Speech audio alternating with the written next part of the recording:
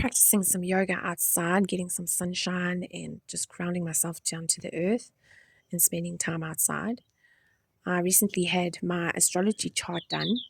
So I'm an Aquarius moon, an Aquarius rising, and a Gemini sun.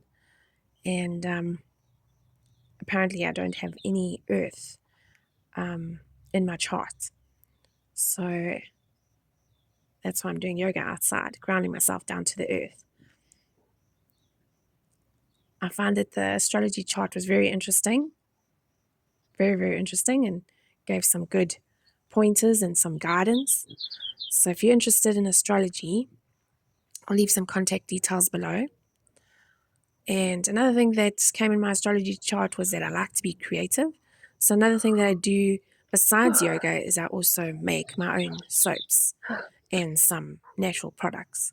So if you're also interested in natural soaps for your skin and for the environment, I will leave my WhatsApp details in this video below.